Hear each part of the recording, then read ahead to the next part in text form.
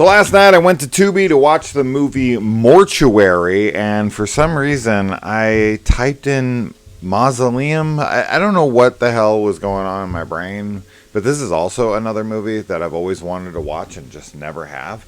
So I watched this, and when I was like, I don't know, half an hour into it, I was thinking about it, and I was like, wait a minute. I was like, wasn't I here for Mortuary? Why am I on Mausoleum? But I wanted to watch both. They're both on Tubi, so let's talk about Mausoleum. All right, so we've got our main character here who starts as 10 years old. Her mom has just died. She runs off into a mausoleum, and while in there, there's this like weird, terrible composite shot of like rain, and it's a weird shot. It definitely does not look good. But I will tell you what looks good. There is a lot of damn good kills in this movie because John Buechler was the makeup artist here and the FX guy. So I was pretty surprised at the kills in this movie. You know, they're not amazing, but they're better than I was expecting them to be. There's so many funny moments in this movie. I really had a great time watching this one. This is absolutely a fun gem of a film. It's ridiculous, for sure. And this was on a Video Nasties list in the UK, which I could see. There's a lot of nudity. There's pretty graphic kills, and it deals with demonic possession. So that's like a triple strike against it. And, you know, there's this like, so we moved to the future, and our 10-year-old is now 30, played by a 41-year-old woman. It's like so clear that she's not 30, but, you know, whatever. She's fine. She's good looking. She's, you know, naked probably 10 times in this film. And, you know, I'm not complaining. But she's just clearly not 30 years old, whatever. But there's this guy who like is trying to hit on her. The guys in this movie, for the most part, are just skeezy dudes. Like the typical classic, just caricatures of toxic men. Oh, Lord. But the first guy, they're at a club, and our main character and her husband Oliver, they're dancing, and this guy's like at the bar with his girlfriend or his wife or somebody, and he's like staring at her, and his girl like gets up and is just like, I'm done with this, and like walks away, and he's of course like gaslighting her hard, being like, I don't even know what you're talking about, I'm not doing anything, all mad at her. And then aggressively goes over and tries to start dancing with our girl here as soon as Oliver walks away. So Susan, our main character, she's like, you know, off put by this guy and pushes him away. He's like grabbing all over her. Of course, you're my possession. And yeah, that's how women work. If you just go up and you aggressively grab at them, they just want you. That's, I guess, the way this guy plays. And it doesn't work out, as one would expect.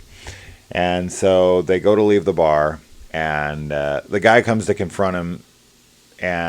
You know, this random dude, this attacker at the bar. And the husband, like, punches him. And the wife tries to protect him. Like, he's just drunk. Well, he's an asshole.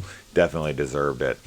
And oh, I forgot the kill before this, though. There's a kill at the mausoleum with some, like, random vagrant guy or something, and he goes to run away, and his head explodes, which is pretty cool. Anyway, back to the other girl, the other guy.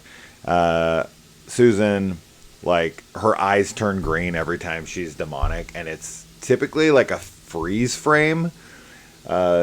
There's a few scenes where it isn't, but there's a few scenes where it's just a straight up freeze frame and the eyes go green, which is really funny. But he also, he catches on fire. I was trying to remember how he died. He catches on fire and the car like blows up. And then the landscaper dude is just like, he's such a skeezy scuzzball of a dude.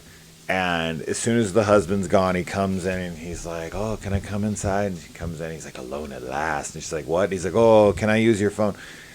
And she then has sex with him, which was actually pretty surprising. I was not expecting this, but she goes like demon. And she actually goes and actually has full on sex with him. And they finish, and then he wants to go again. And this was when she turns into the demon and then like rakes her claws. Because when she goes demonic, man, sometimes she stays kind of in human form with just green eyes. That's when she's doing her like, telepathy or whatever.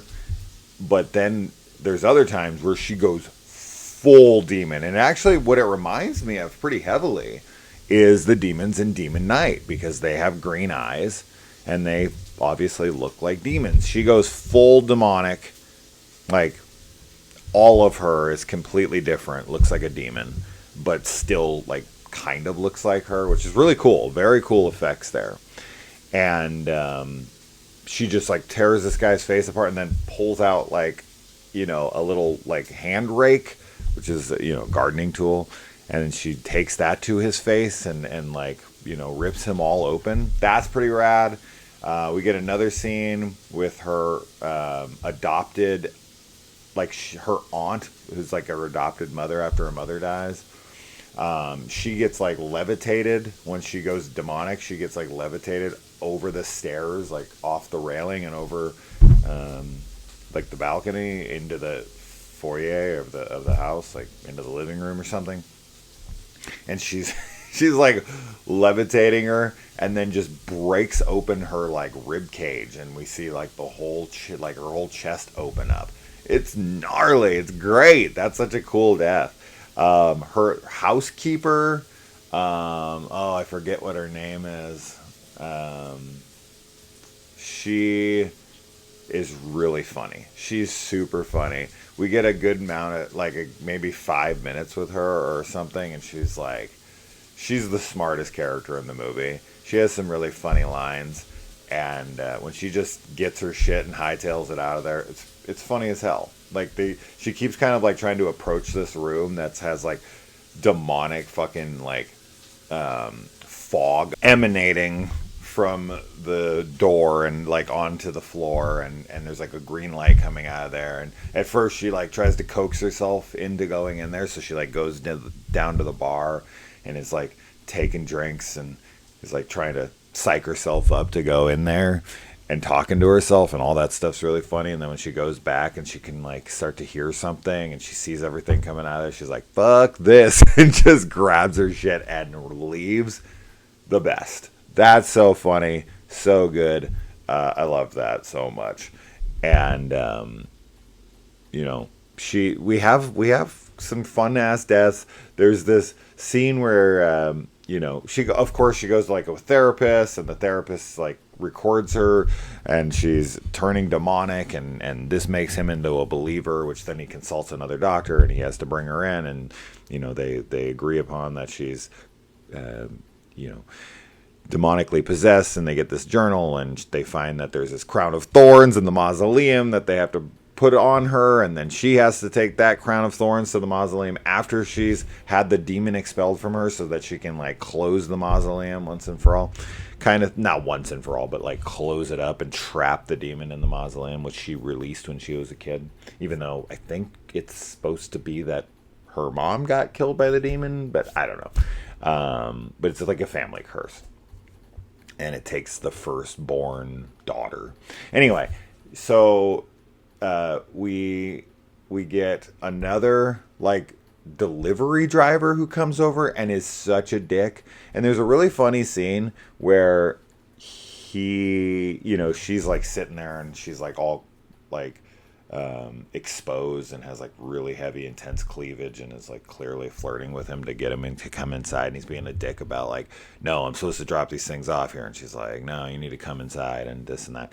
And like man, these guys really do take the hint. They, as soon as they walk in, they're like all over her, like trying to just jump on her, which, I mean, that is definitely the vibe she's giving, so I can't blame them exactly. But they're so scuzzy about it and skeezy. I just, I can't stand it. But there's this funny moment because he's at the door and his voice is like higher pitched. And then he walks inside and he's like, is it over here? Or something like that to the phone, or like something about the phone, I think. It's just very quick couple words. But they are so much deeper. It is a completely different voice. A completely different voice. And then as soon as he gets in the kitchen, he tries to like aggressively attack her and like have sex with her, and she's like, no, you got to make your phone call for it first. And he's like super pissed off and put out about it, like, oh, fine, I'll make the call. And he's like super angry about it. And then he goes to get on the phone, and his voice is back to complete normal, like higher pitched. And then of course she kills him. This guy doesn't get laid. The landscaper got laid, maybe because he was nice, or this guy was a dick, so he didn't get to use it. And then she goes to the mall, and when she's in the mall, she like likes this weird painting. I don't know what the significance of the painting is. There's a few naked ladies on it. It's like a Native American painting. It is, I don't know, I guess for the 80s it was super weird and bizarre, but oh my god, I've seen so much more bizarre paintings than this. So it's just kind of like a random piece of art. It's not really, it's a good piece of art. I mean, it's very well done, but I don't know what's so bizarre about it. But she like wants it, and this guy's like, it's already sold. She's like, no, I want it. And then, the best acting ever when someone's like, how much is this? And the guy is like, he's like looking, and he like waits so long, and he literally like moves around like that. He's like, huh? Oh. And he doesn't even say anything. So like the girl asks him like how much it is, or some question like that, and then he looks over at her and is like,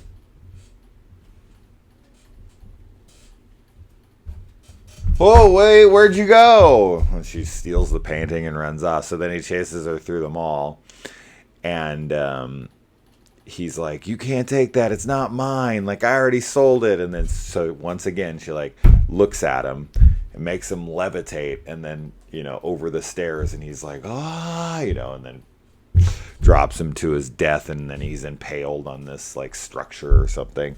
It's badass. It's freaking hilarious though. It's so funny. All of it so funny. And you can tell how low budget the movie is, because like when they're filming in the mall, you can tell like everyone is like looking at her, looking at the camera. It's great. And then her husband doesn't want to believe in the demonic possession. He's like, you guys are crazy. Goes home and gets himself killed. She like tears his chest out and like bites into his freaking neck and shit.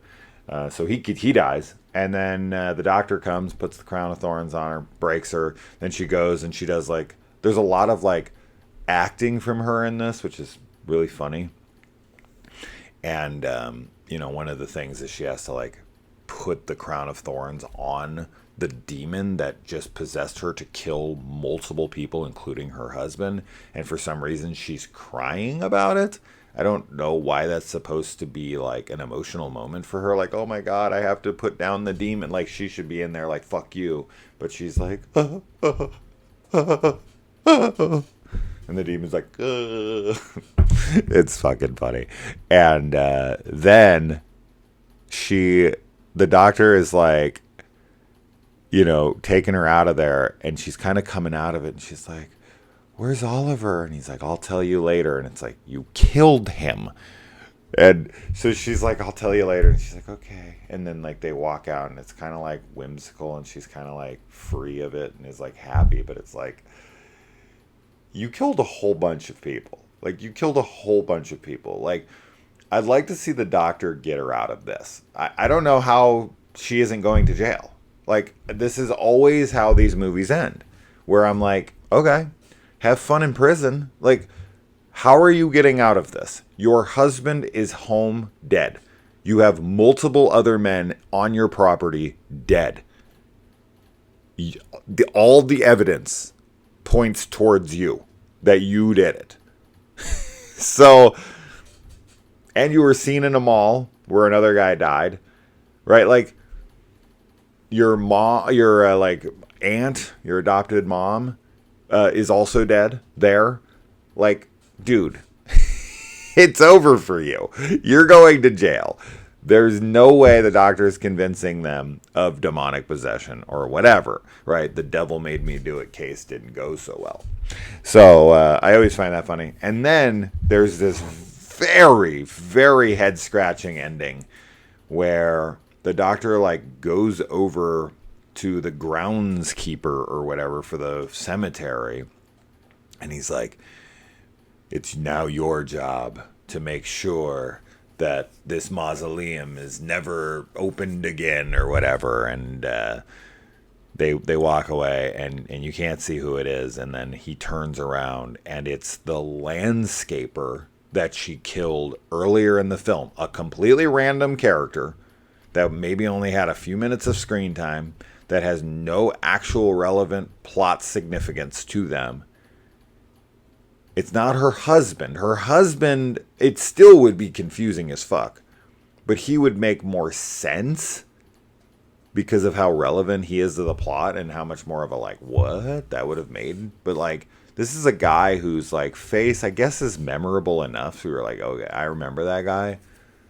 But it's just such a random ass character, because there's like, of the characters she kills like a, we get the Vagrant in the opening, which, is I guess it's all the demon. But like in modern, her 30-year-old state, she kills like a landscaper, a delivery driver, and a dude at the mall. And they're all just like random dudes. She also kills her aunt and her husband and whatnot. But I'm saying like, she kills like 3 random dudes. And one of them ends up being this groundskeeper at the end, who's presiding over the mausoleum to make sure that no one disturbs it. Huh? I'm confused. I'm fucking confused. Why is this guy alive? Why? We saw his face get torn apart, number one, and his face is completely normal. So even if he was brought back from the dead, shouldn't his face be mutilated? I'm so confused by this ending. I have no idea what's happening here. The Vagrant at the beginning of the first one, I'm assuming, was a past victim as well, right? He was it's the same thing. He's someone who the demon killed before, but is now being summoned back to protect over the mausoleum so people don't befall the same fate that they did. Like, I get all of that, I suppose, and I'm really trying my best to fill in the blanks here for the movie. But it just feels so tacked on. It feels so unnecessary. It's a curse that's really only for their family.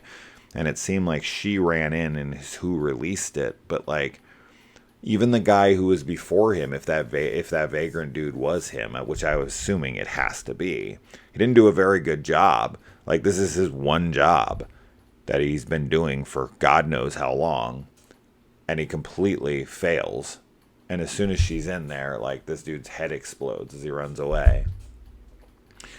I don't even know if he is a protector of the mausoleum. I'm just assuming. I'm just assuming based on this ending that he is. But I genuinely don't understand this. I don't think I missed anything. Maybe I did when they were reading the like journal or whatever from the dad. I can't imagine they mentioned that in there, but I suppose it's possible. I just I don't get it. I don't understand. And then of course he menacingly laughs, which I feel like menacing laughter always is portrayed the same way. It's always like it starts small and then it builds and swells and gets more and more ridiculous. It's always like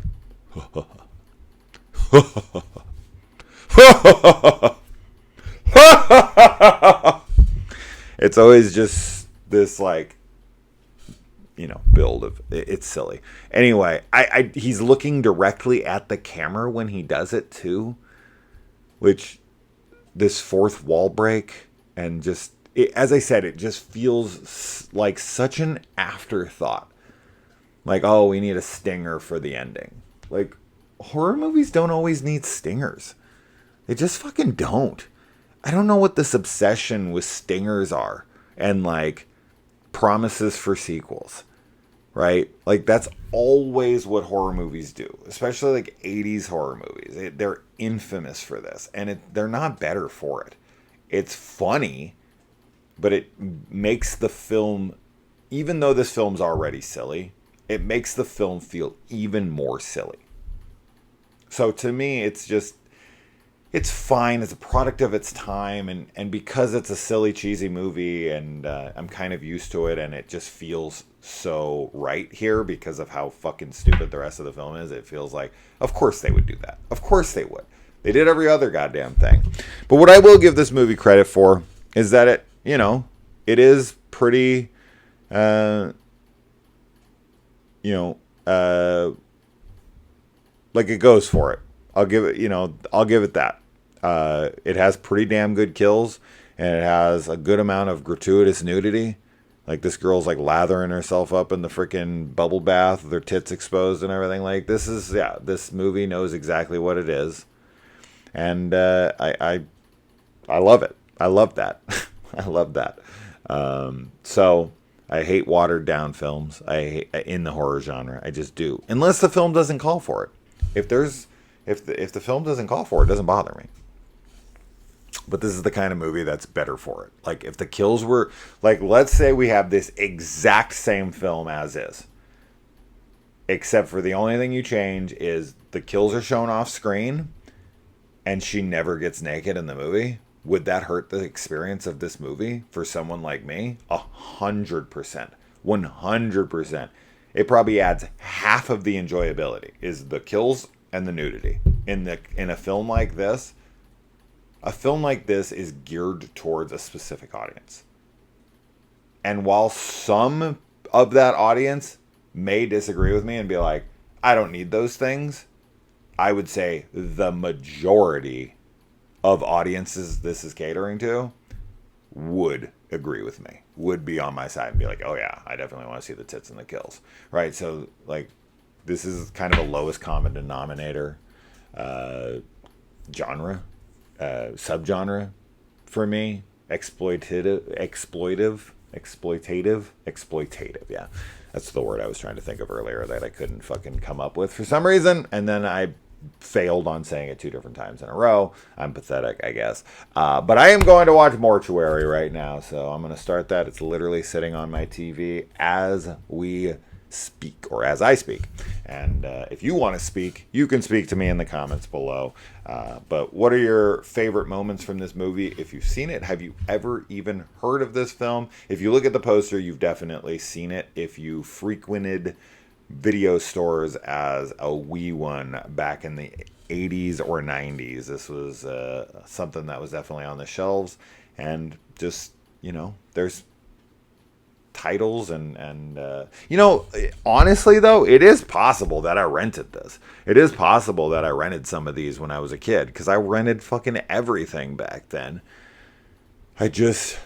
I watched so many things, and I have watched so many things, and I was so young. It's very possible that I watched it. I don't think so, though. I really don't. I feel like I have a damn good memory for what I have and I have not watched. So I would be surprised to find out I watched it, but it won't ever happen. There's no way for me to ever find out if I watch this. But yeah, on to Mortuary. I'll let you know, but I definitely want to know people's thoughts on this. Man, a great time. I had a great time with this one, and I would watch it again. This is a fun film for sure, and super ridiculous. But that makeup, man, John Carl Buechler, man, he was a good one. He was definitely one that we talk about somewhat for sure. He gets brought up. I'm not going to say he doesn't get brought up, but he should get brought up a little more. He does some really cool effects. and I really dig the guy. You know, rest in peace, unfortunately, but some badass work that he left behind, and it's on display in this movie. It's not, as I said, it's not amazing, but it's good. It's good for lower budgeted 1983 demonic possession exploitative type of films. This is a fun one for sure, and it's on Tubi. I think it's on a few different places, but Tubi rules. Definitely download if you don't have it. It's the best. All right, I'll see you in the comments.